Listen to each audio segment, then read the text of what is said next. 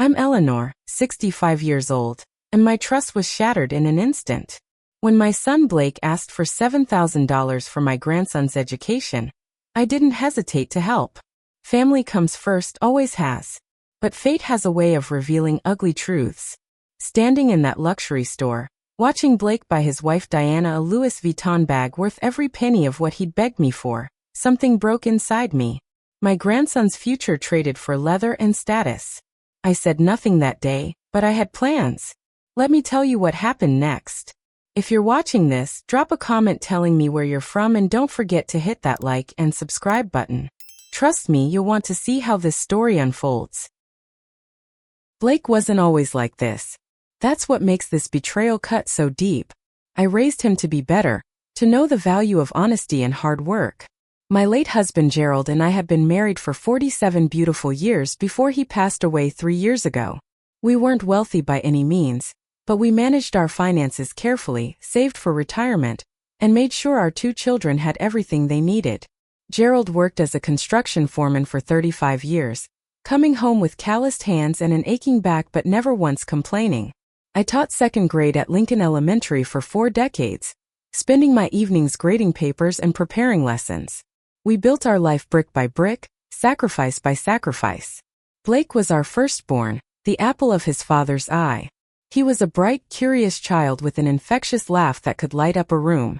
I still remember how he would sit on Gerald's lap as a toddler, his small hands exploring his father's face with wonder. He was always eager to help around the house, following Gerald around with his toy toolbox, pretending to fix things alongside his dad. His sister Abigail came along 4 years later, and Blake took his role as big brother seriously. He was protective, kind, always sharing his toys and snacks with her. Those early years were filled with family camping trips, Sunday dinners, and holiday traditions that bound us together. Blake excelled in school, was captain of his high school basketball team, and earned a partial scholarship to State University. Gerald and I couldn't have been prouder when he graduated with a business degree and landed his first job at a marketing firm. He met Diana during his final year of college. She was studying fashion merchandising, strikingly beautiful with an air of sophistication that seemed beyond her years. I remember our first meeting clearly, her firm handshake, carefully applied makeup, and designer clothes that seemed expensive for a college student. "She's got expensive taste," Gerald whispered to me after dinner that night. "Let's hope our boy can keep up." The early days of their relationship seemed normal enough. Diana was polite during family gatherings, though she never offered to help in the kitchen and often checked her phone while others were talking. Small things really, but noticeable. After they married in a lavish ceremony that Gerald and I contributed significantly to, the changes in Blake became more apparent. He started canceling our weekly family dinners. When they did visit, Diana would comment on our quaint home or mention friends who had recently purchased luxury cars or taken exotic vacations. Blake would sit there nodding along, occasionally throwing apologetic glances my way. When their son Matthew was born 5 years ago, I hoped it would ground them, perhaps remind Blake of the values we'd raised him with. For a while it seemed to work. Blake was an attentive father, beaming with pride as he showed us videos of Matthew's first steps or recounted his first words. But Diana seemed detached, often leaving the baby with Blake or a nanny while she went shopping with friends. Gerald worried about them constantly. "They're living beyond their means," he'd say after checking their social media posts showing new furniture, vacations, or Diana's growing collection of designer items. Blake's good at his job, but no one at his level can afford that lifestyle without debt. We tried to talk to Blake about financial responsibility several times, but he'd become defensive. "We're fine, Mom. I got a bonus," or Diana's parents helped with that trip. Always an excuse, always a way to avoid the conversation. When Gerald passed away after a brief battle with cancer, Blake was genuinely devastated. He stood by my side throughout the funeral, tears streaming down his face as he delivered a moving eulogy about his father's integrity and the lessons he'd taught him. Diana, meanwhile, kept checking her watch and complained about the length of the service. After Gerald's death, I found myself alone in our 3-bedroom home, rattling around with memories and too much space. I decided to downsize, selling our family home and moving into a comfortable condo closer to town. The sale, combined with Gerald's life insurance and our savings, left me financially secure for retirement. Blake seemed unusually interested in the details of the sale and my financial arrangements afterward. "Just want to make sure you're taken care of, Mom," he'd say, but something in his tone didn't sit right with me. The first request for money came about a year after Gerald's passing, $10,000 for a business opportunity that Blake said couldn't wait. I gave it to him without hesitation, trusting that my son wouldn't ask unless it was truly important. He paid it back 6 months later, seemingly validating my trust. Then came smaller requests: money for car repairs, a loan when he was between paychecks, contributions to Matthew's private preschool tuition. Each time, I gave without question. Each time, I saw Diana with a new handbag or shoes on social media days later. I began to notice a pattern in Blake's visits. They often coincided with financial needs. He'd bring Matthew along, knowing my weakness for my grandson, and halfway through the visit, the conversation would inevitably turn to some unexpected expense or opportunity requiring immediate funds. My friend Margaret, who had known Blake since he was in diapers, noticed the change too. "Eleanor," she said during one of our weekly coffee dates, "when was the last time Blake visited without asking for something?" I couldn't answer her. The realization sat heavy in my stomach for days afterward. The son I'd raised, the boy who once saved his allowance to buy his sister a birthday present when she was sad, had become someone who saw his mother as a bank rather than a person with feelings. But nothing prepared me for what happened next, a betrayal that would force me to finally open my eyes to who my son had truly become. It was a Tuesday morning in April when Blake called. I was tending to my small balcony garden, enjoying the spring sunshine and the smell of fresh soil as I planted new herbs. Seeing his name on my phone screen brought an immediate smile to my face. "Mom," he said, his voice carrying that particular tone I'd come to recognize. Slightly hesitant, extra warm. "How are you doing? I've been thinking about you."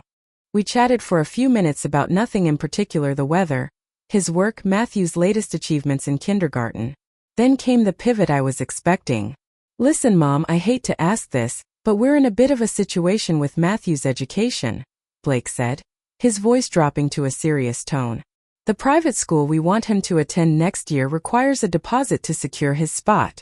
$7,000, and it's due in 2 weeks. "That's quite a lot for a deposit," I remarked, wiping my hands on my gardening apron. "It's a prestigious school, Mom. The best in the district. Matthew's so bright. And this place has an advanced curriculum that would really nurture his talents. Diana and I have been saving, but with the housing market the way it is, a lot of our money is tied up in the house." I thought about my grandson, his curious mind, his love of books, his excitement when learning something new. So much like Blake at that age. "Of course I want to help with Matthew's education," I said. "Let me look at my accounts and see what I can do." "You're the best, Mom," Blake said, relief evident in his voice. "We'll pay you back as soon as we can, I promise." After we hung up, I sat on my balcony chair, troubled by a familiar unease. Blake's request was reasonable on the surface. What grandmother wouldn't want to help with her grandson's education? Yet something felt off. $7,000 seemed excessive for a school deposit, even for a private institution. I called my friend Patricia, whose grandchildren attended private schools, and asked about typical deposit amounts. "Usually around 1 or 2,000, she told me. 7 sounds like they're asking for tuition, not just a deposit. Still, I wanted to believe my son. I checked my accounts and confirmed I could transfer the money without affecting my retirement security. I decided to give Blake the benefit of the doubt once more. 2 days later, I was meeting Margaret for lunch at Riverside Mall when I spotted them, Blake and Diana, emerging from Louis Vuitton, a distinctive shopping bag swinging from his hand. They hadn't seen me, standing partially hidden behind a decorative plant display. Diana's face was animated with excitement as she clutched Blake's arm. They stopped near the mall fountain, and Blake removed a box from the bag, opening it to reveal a handbag that even I, with my limited knowledge of luxury goods, recognized as expensive. Diana squealed with delight, throwing her arms around Blake's neck and kissing him passionately. I watched as my son, who had just days ago pleaded financial constraint regarding his child's education, handed over what must have been thousands of dollars for a purse. My hands trembled as I took out my phone and discreetly snapped a photo. Not to confront him. Not yet. But to remind myself later that I wasn't imagining things, that this betrayal was real. Margaret found me still standing there, stunned into immobility. Eleanor? Are you all right? You look like you've seen a ghost. I showed her what I'd witnessed, pointing to Blake and Diana now sitting at a cafe across the atrium, admiring the new purchase. $7,000 for Matthew's school, I said, my voice barely above a whisper. That's what he asked me for 2 days ago. Margaret's face hardened as she understood. Oh, Eleanor. I'm so sorry. The worst part is I was going to give it to him. I continued, fighting back tears. I was going to transfer the money tomorrow. We watched as Blake paid for their coffees, then stood to leave. I ducked behind a column, not ready to confront him, not here in public, not when the wound was so fresh. What are you going to do? Margaret asked as we sat down for our lunch, my appetite completely gone. I don't know yet, I replied honestly. But I know I can't keep enabling this behavior. This isn't just about me anymore. It's about Matthew. If they're willing to sacrifice his education for a designer bag, what else are they prioritizing over his welfare? Over the next few days, I did some investigating. I called the private school Blake had mentioned and inquired about their deposit policy as a prospective grandparent.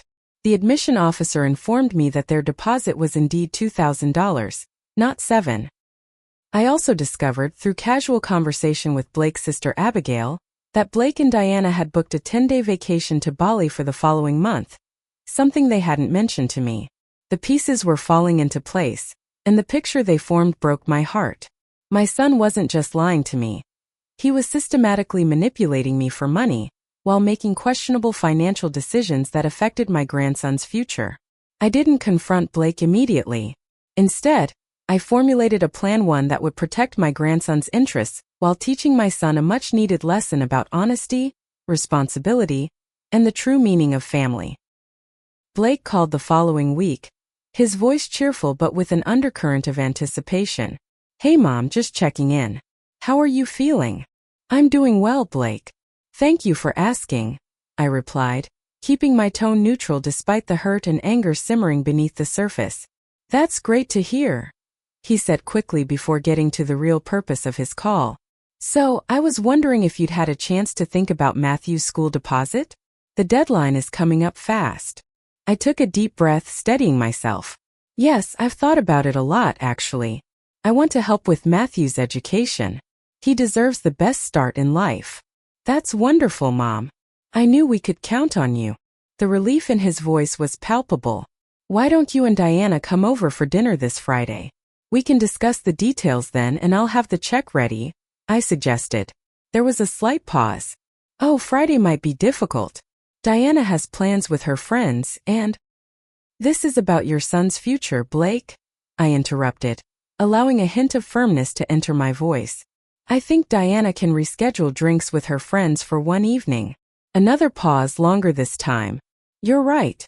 Let me talk to her and confirm, but yes, Friday should work. After we hung up, I sat at my kitchen table and began making preparations. I called James, my financial advisor, and arranged for him to create educational trust documents. I contacted a lawyer friend who helped me draft a contract.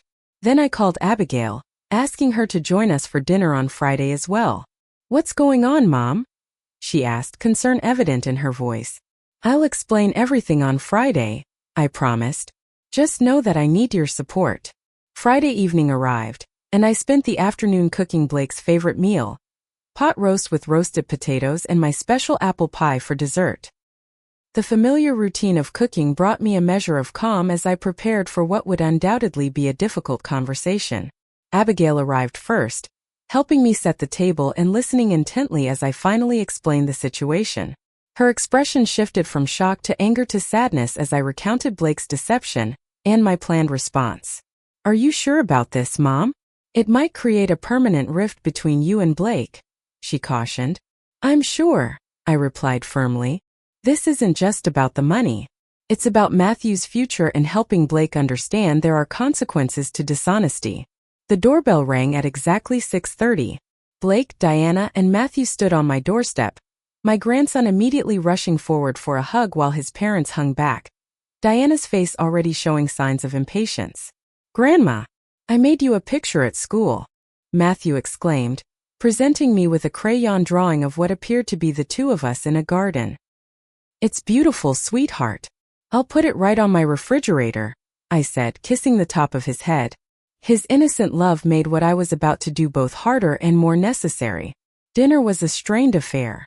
Diana barely touched her food, checking her phone repeatedly under the table. Blake made awkward attempts at conversation while stealing glances at the envelope I'd placed deliberately on the sideboard. Abigail observed it all with quiet attention, occasionally engaging Matthew in conversation to distract him from the tension. After dinner, while Abigail took Matthew to the living room to play with the toys I kept for his visits, I invited Blake and Diana to sit at the cleared table. "Before I give you the check," I began, retrieving the envelope and several other documents, "I want to be clear about something. This money is for Matthew's education, nothing else." Blake shifted uncomfortably. "Of course, Mom. That's what we told you." I looked him directly in the eyes. "Blake, I saw you and Diana at the mall last week. I saw the Louis Vuitton bag you purchased." The color drained from his face. Diana's eyes widened before narrowing defensively. "I don't know what you're talking about," Blake stammered. I pulled out my phone and showed them the photo I'd taken. "This was 2 days after you asked me for $7,000 for Matthew's school deposit. A deposit that, as I learned when I called the school, is actually only $2,000. Diana's face flushed with anger. "You've been spying on us? Checking up on what we told you? That's completely inappropriate." "What's inappropriate?" I countered calmly. "Is lying to your mother about your child's education to fund your luxury purchases." Blake's defensive posture collapsed slightly. "Mom, it's not what it looks like. Yes, I bought Diana the bag, but that was with my bonus money. The school thing is separate. And the vacation to Bali next month? Is that separate too?" His eyes widened in surprise. "How did you?" "Abigail mentioned it. Funny how you never brought it up when asking me for money." Diana stood abruptly. "This is ridiculous. We don't have to sit here and be interrogated about how we spend our money." "You're right," I agreed. "How you spend your money is your business. But how you try to spend mine through deception is very much my concern."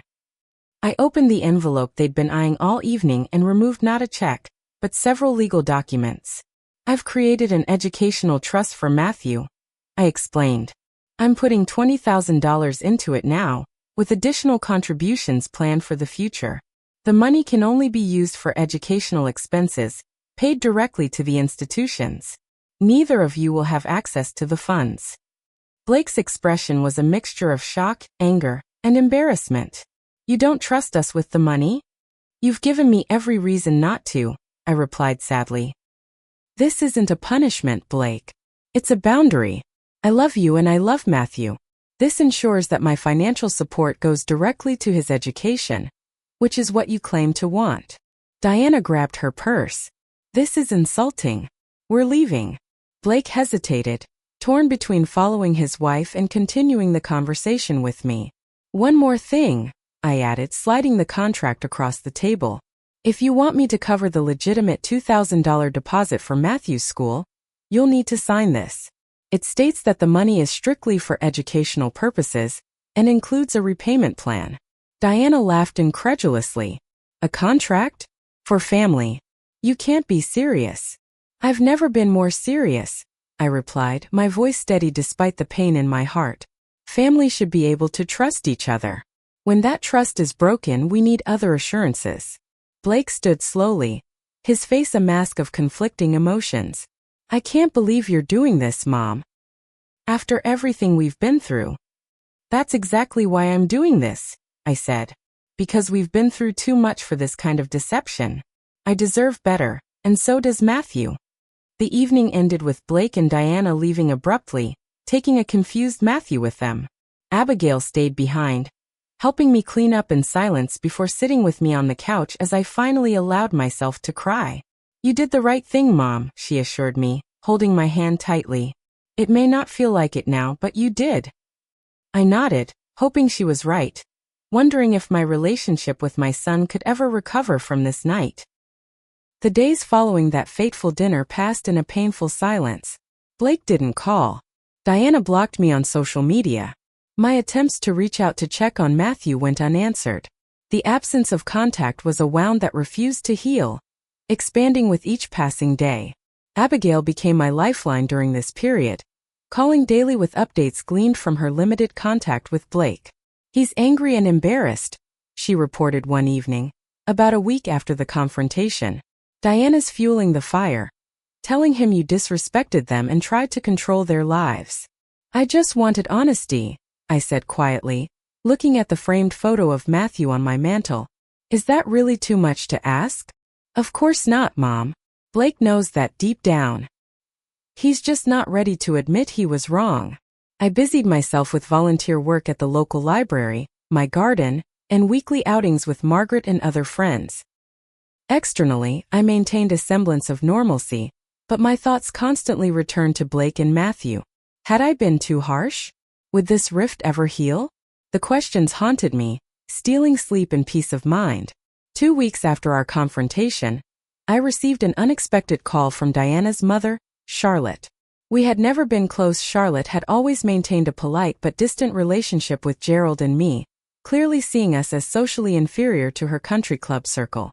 "Eleanor," she began without preamble, "I've just had the most disturbing conversation with Diana about your interference in their financial matters." I suppressed a sigh. "Hello, Charlotte. I assume you've heard only one side of the story." "I've heard enough to know you've overstepped. Requiring contracts and creating trusts? They're adults, Eleanor. They don't need you monitoring how they spend money." I took a deep breath, reminding myself that Charlotte likely didn't know the full truth. "Did Diana mention that they asked me for $7,000 specifically for Matthew's school deposit? A deposit that's actually only $2,000? Or that I saw them buying a designer handbag days after claiming they couldn't afford their son's education?" There was a moment of silence on the line. "I'm sure there's been some misunderstanding," Charlotte finally said, though with less certainty. "There's no misunderstanding, Charlotte. Blake and Diana lied to me to get money. I simply took steps to ensure that my financial support goes directly to my grandson's education, which is what they claim to want in the first place." Another pause. "Well, regardless, they're very upset. Diana is talking about limiting your access to Matthew if this continues." The threat sent a chill through me. Using my grandson as leverage was lower than I'd expected, even from Diana. "That would be unfortunate," I replied, fighting to keep my voice steady. "For Matthew most of all. He shouldn't be deprived of his grandmother's love because his parents were caught in a lie." The conversation ended shortly thereafter, with Charlotte promising to think about what I'd said. I wasn't optimistic about her intervention, but at least I'd presented my side of the story. The following day, I received a text message from Blake. The first communication since the dinner. It was brief and cold. "We've decided to send Matthew to public school instead. No need for your trust money." The message was clearly meant to hurt me, to make me feel that my actions had somehow deprived my grandson of an opportunity. What Blake didn't realize was that his message only confirmed my suspicions. If Matthew's education had truly been the priority, they would have accepted the trust money that guaranteed it. I shared the development with Abigail during her visit that weekend. "It's just pride," she assured me as we walked through the community garden where I volunteered. "They're trying to punish you, but they're only hurting Matthew in the process. That's what breaks my heart," I admitted, pausing to deadhead a wilting rose. "Matthew is caught in the middle of all this, and he doesn't understand why he hasn't seen his grandmother in weeks." Abigail placed a comforting hand on my shoulder. "Give it time, Mom. Blake can't maintain this anger forever, especially when he knows deep down that you were right." Time, however, seemed to have little healing effect. As days turned into weeks, the silence from Blake's corner of the world remained deafening.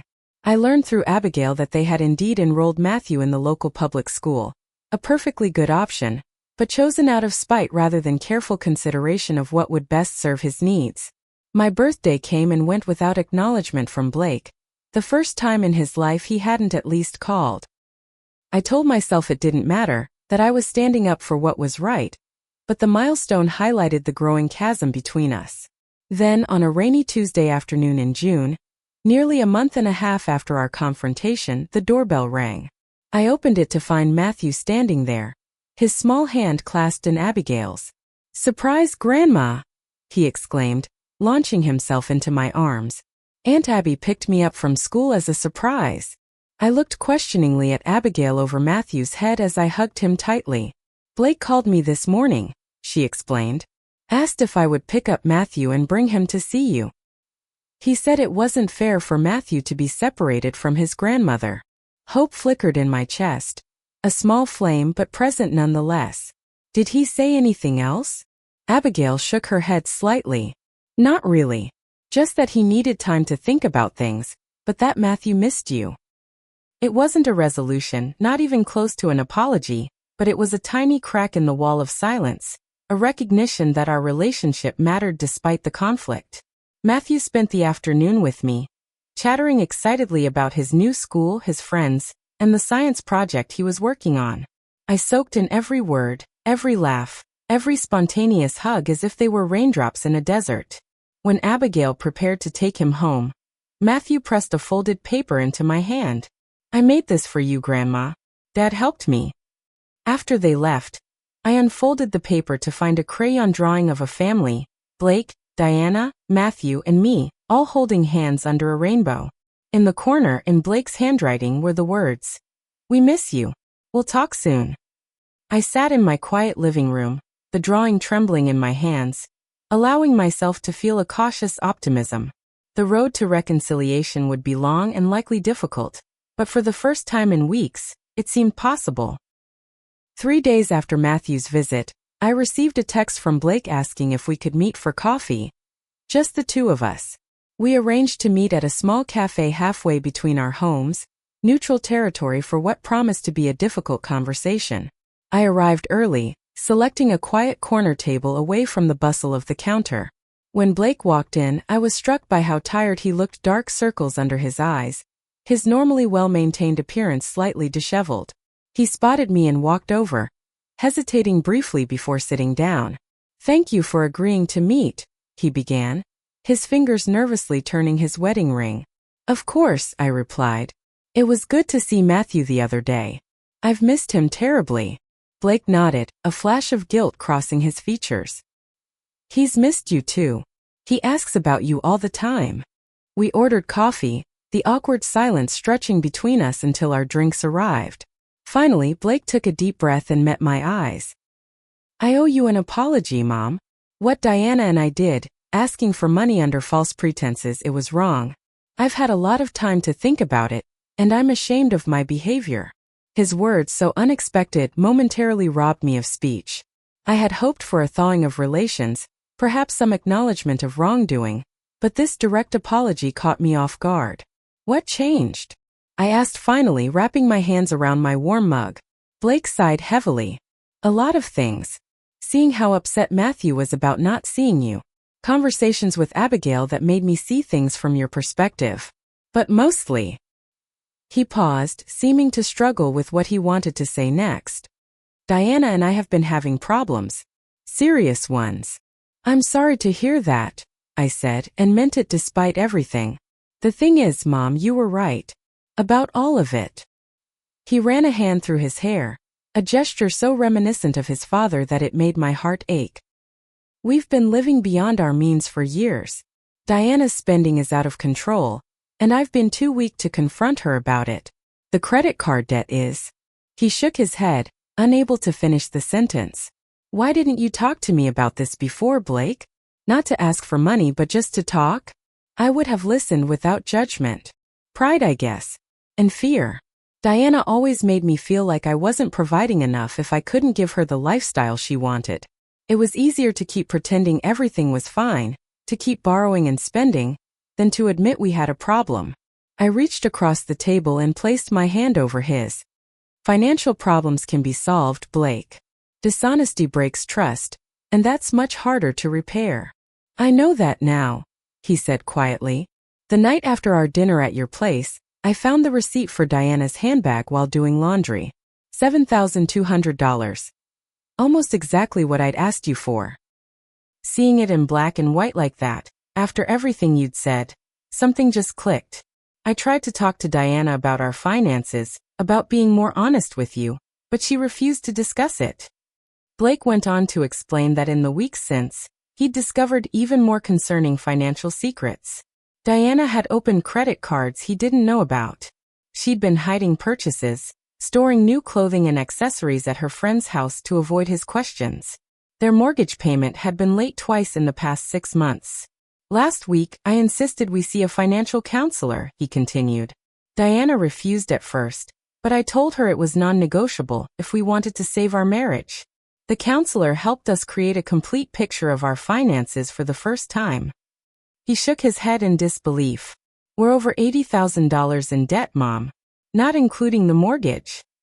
I couldn't hide my shock. Oh, Blake. I know. It's bad. The counselor has helped us create a budgeting plan, but it's going to take years to dig out of this hole. Diana's not handling it well. She blames me for overreacting. Says all our friends have debt too. And what do you think?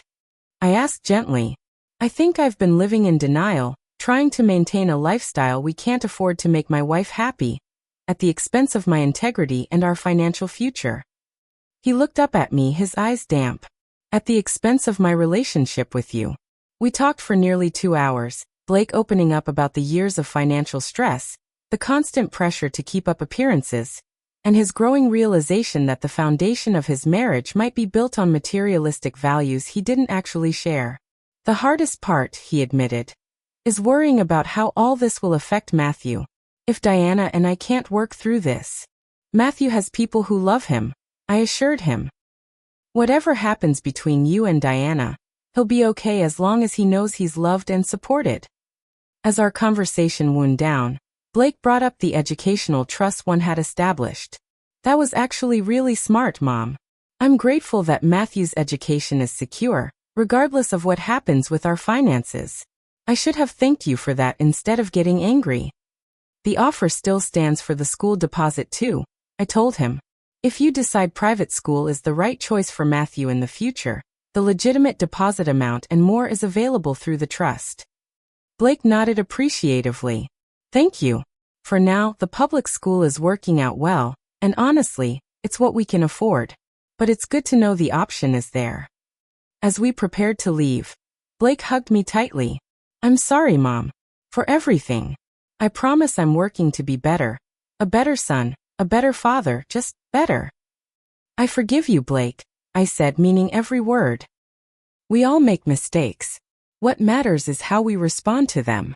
We parted with plans for a family dinner that weekend, Blake and Matthew, with Diana's attendance uncertain given the current tension in their marriage. As I drove home, I felt a mixture of emotions. Relief at the reconciliation with my son, sadness about his marital troubles, and cautious hope for what the future might hold. True healing would take time, and the situation with Diana remained a complicated factor. But for the first time in months, I felt like I had my son back.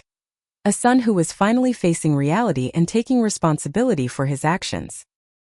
The planned family dinner that weekend became a turning point in our family dynamics. Blake arrived with Matthew, explaining that Diana had decided to spend the weekend with her parents, to think about things.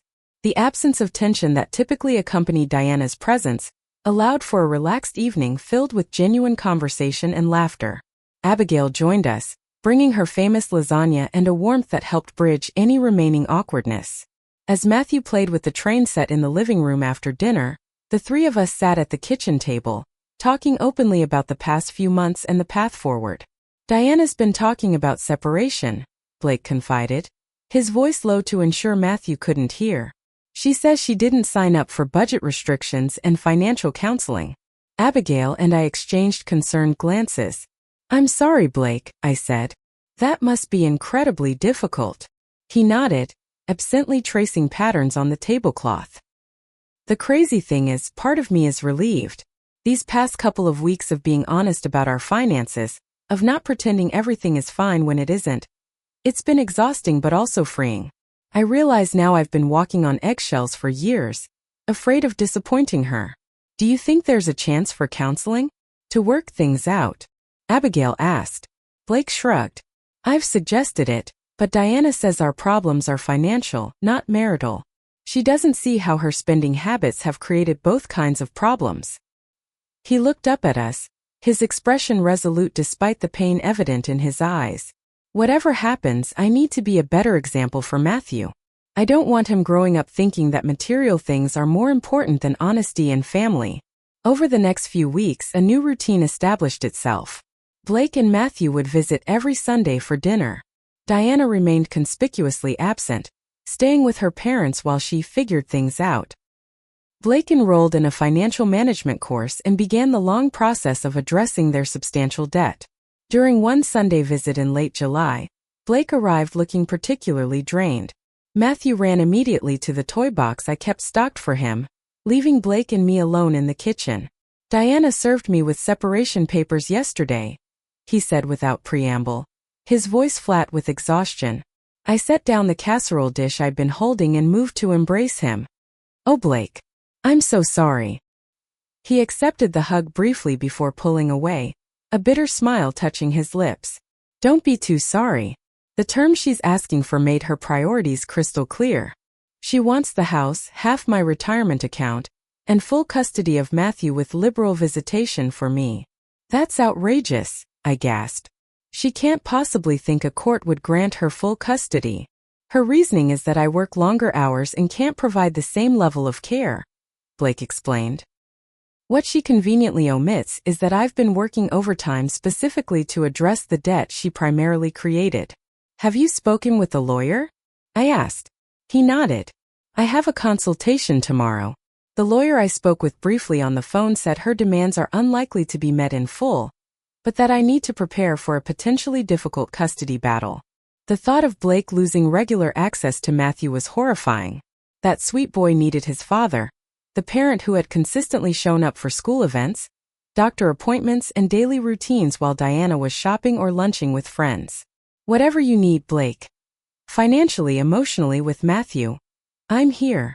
I promised. He looked at me gratefully. That means everything, Mom. Especially now.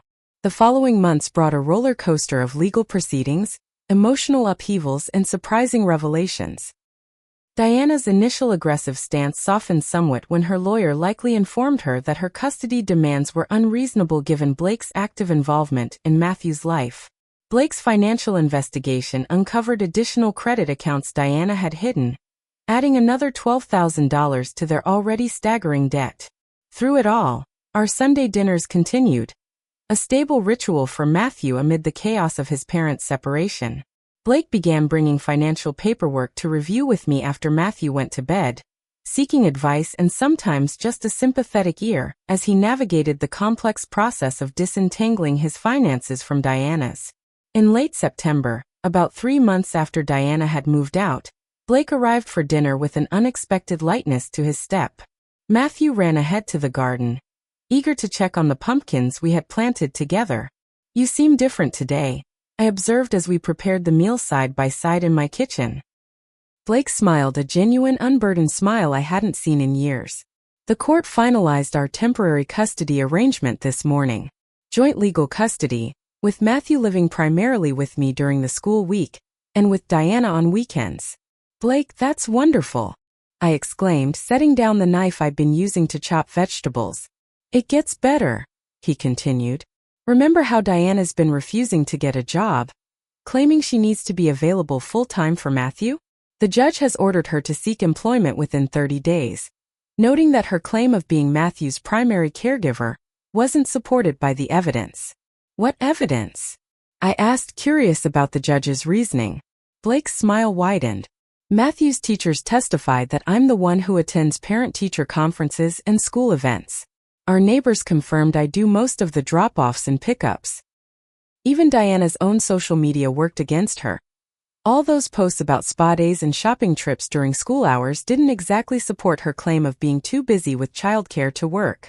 For the first time since this ordeal began, I felt a genuine sense of justice. Blake had made mistakes certainly, but he had owned them and was actively working to correct them. Diana, it seemed, was still living in denial. How's Matthew handling all this? I asked, my thoughts turning to my grandson's well-being. Better than I expected, Blake admitted. He misses having both parents in the same house, of course, but the consistency of the new routine seems to help. And honestly, he paused, lowering his voice though Matthew was still outside. There's less tension now. No more arguments about spending. No more walking on eggshells. As we called Matthew in for dinner, I observed the easy rapport between father and son. The inside jokes, the genuine interest Blake showed in Matthew's school projects, the gentle guidance he provided. Whatever mistakes Blake had made in his marriage and with me, he was a good father who was becoming even better through this adversity. After putting Matthew to bed in the spare room that had increasingly become his room during these Sunday visits, Blake joined me on the back porch. The autumn air was crisp, stars beginning to emerge in the darkening sky. I keep thinking about that Louis Vuitton bag, Blake said suddenly. The one that started all of this. I raised an eyebrow. What about it? Diana returned it last week. Not because she realized it was an unnecessary luxury, but because she found one she liked better at Gucci. He shook his head in disbelief. Even now, with our finances laid bare in court documents, with a judge ordering her to find a job, she still doesn't get it. Some people never do, I said gently. You can't force someone to share your values or priorities. I know, he sighed. I just keep wondering how I didn't see it sooner. How I let things get so far off track. Love can be blinding, I offered. And patterns establish themselves gradually. The important thing is that you see clearly now and you're making changes. Blake nodded thoughtfully. You know what I'm most grateful for in all this mess? That you didn't give up on me, even when I gave you every reason to. That you were willing to set a boundary that ultimately helped me see the truth. His words warmed my heart. That's what mothers do, Blake. We love our children enough to tell them hard truths when necessary. I hope I can do the same for Matthew, he said, gazing up at the stars. Love him enough to guide him toward what's right, even when it's difficult. You already are, I assured him, reaching over to squeeze his hand. Every single day. As we sat in comfortable silence, I reflected on the painful journey of the past several months. What had begun with betrayal and hurt had transformed into something unexpected. A deeper, more honest relationship with my son, and a valuable lesson about the true meaning of support. Sometimes the most loving thing we can do for someone is not to give them what they ask for, but what they truly need. A year has passed since that fateful day when I discovered Blake's deception. The seasons have changed, relationships have evolved, and healing, though sometimes painful, has taken root in unexpected ways. The divorce between Blake and Diana was finalized 4 months ago after lengthy negotiations. The financial settlement was less favorable to Blake than would be typical given Diana's spending habits, but as he told me, my freedom from debt and chaos is worth every penny. Diana maintained weekend visitation with Matthew but showed inconsistent commitment to those arrangements, frequently canceling at the last minute for shopping trips or social events. Blake sold their oversized house, using the modest equity to pay down a portion of their debt. He and Matthew moved into a comfortable 2-bedroom apartment closer to my condo, allowing for more frequent visits and shared meals. The educational trust one established continues to grow, now earmarked not just for private school, should that become the right choice, but for college and beyond. Most remarkably, Blake has transformed his approach to finances and parenting. He completed a comprehensive financial management course and established a strict budget that prioritizes debt repayment and modest savings. Matthew now receives an age-appropriate allowance with guidance on saving, spending, and giving lessons Blake realized he had never properly learned himself. I want him to understand the value of money early, Blake explained during one of our now regular Tuesday night dinners. To know the difference between needs and wants, and to feel secure without tying his self-worth to material things. Today is Matthew's 6th birthday, and we've planned a celebration at the local park. Simple but thoughtful, with homemade decorations, games, and a cake I baked myself. As I arranged balloons around the picnic area, I watched Blake helping Matthew set up the bean-bag toss he built from scrap wood and fabric. "Grandma, look. Dad and I made this together," Matthew calls out, beaming with pride. "It's wonderful, sweetheart," I reply, marveling at how much joy shines in his eyes over this modest creation. More joy than I ever saw when he received expensive toys in the past. Blake catches my eye and smiles, understanding passing between us. The lessons he's learning are being passed to his son in the most positive way. The party is a success, children laughing, parents chatting. Not a single expensive gift or elaborate entertainment in sight. When Matthew blows out his candles, surrounded by friends from school and our small family circle, his happiness is genuine and complete. After the guests leave and Matthew runs off to play with his new soccer ball, Blake joins me at the picnic table where I'm packing up leftover cake. "Remember last year's birthday?" he asks, helping me gather paper plates. Diana insisted on renting that inflatable water park and hiring a professional photographer. $3,000 for a 5-year-old's party. Matthew seems happier today than he was then, I observe. Blake nods. He is. I think kids sense authenticity. All the expensive trappings in the world can't replace genuine connection. We work in companionable silence for a moment before Blake speaks again. "I got a promotion at work last week. Didn't want to mention it until after the party." "That's wonderful news," I exclaim. "You've certainly earned it with all the extra hours you've been putting in." "The timing couldn't be better," he continues. "The raise will accelerate my debt repayment plan by almost a year. And..."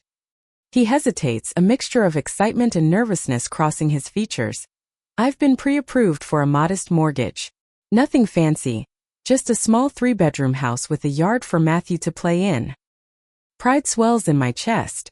"That's a significant milestone, Blake. Especially after everything you've been through." "I couldn't have done it without you, Mom," he says seriously. "Not just the educational trust for Matthew, though that's been a godsend, but the way you held me accountable when it would have been easier to just write another check. You helped me break a cycle that could have destroyed my future and Matthew's." His words touch me deeply. The pain of last year's betrayal has faded, replaced by a profound appreciation for the stronger relationship that emerged from that difficult time. "Speaking of the trust," Blake continues, "I'd like to start contributing to it myself. Small amounts at first, but increasing as my financial situation improves. I want to partner with you in securing Matthew's future, not just benefit from your generosity." This suggestion, so contrary to the entitled attitude he displayed a year ago, brings tears to my eyes. "I think that's a wonderful idea. We could set up a matching arrangement, perhaps?" "I'd like that," he agrees, his expression thoughtful. Teaching Matthew about financial responsibility isn't just about words, it's about modeling the behavior. Later that evening, after we've brought an exhausted but happy Matthew back to Blake's apartment and put him to bed surrounded by his new treasures, Blake walks me to my car. "There's something else I wanted to tell you," he says, leaning against the car door. "I've started volunteering at the Community Financial Literacy Program. Once a week, I help people who are struggling with debt and budgeting issues." "That's wonderful, Blake," I say, genuinely impressed by this new dimension of his growth. He nods, looking somewhat embarrassed by my praise. "It helps to give back, you know? To use what I've learned through this whole mess to help others avoid the same pitfalls. And honestly, it reminds me weekly of where I don't want to return to." As I drive home in the gathering twilight, I reflect on the unexpected gifts that emerged from what had initially felt like an unforgivable betrayal. My son has grown into a more authentic, responsible version of himself. My grandson is learning valuable lessons about what truly matters in life. And I have discovered that sometimes, true generosity means withholding financial support in favor of more meaningful assistance. The $7,000 that Blake asked for under false pretenses a year ago was never given, at least not in the way he had intended. Instead, that money and more went into Matthew's educational trust, a gift that will benefit him far more profoundly than any designer handbag could have benefited Diana. More importantly, my refusal to enable Blake's deception became a catalyst for positive change in all our lives. By choosing integrity over easy harmony, by insisting on honesty even when it created conflict, I ultimately gave my son and grandson something far more valuable than money: a foundation of trust, accountability, and authentic love on which to build their futures. As I pull into my driveway, I think about all the grandparents watching this video who might be facing similar situations with their adult children. It's never easy to set boundaries, especially with people we love. But sometimes the most loving gift we can give is the courage to say no when saying yes would only perpetuate harmful patterns. Have you ever had to make a difficult decision like this with your family? How did you handle it? Share your experiences in the comments below. Your story might help someone else facing a similar challenge. And if you found value in my journey, please like and subscribe to see more stories of family, growth, and the sometimes difficult path to authentic relationships. Thank you for listening, and remember, true love sometimes requires difficult choices, but the results are worth every moment of discomfort.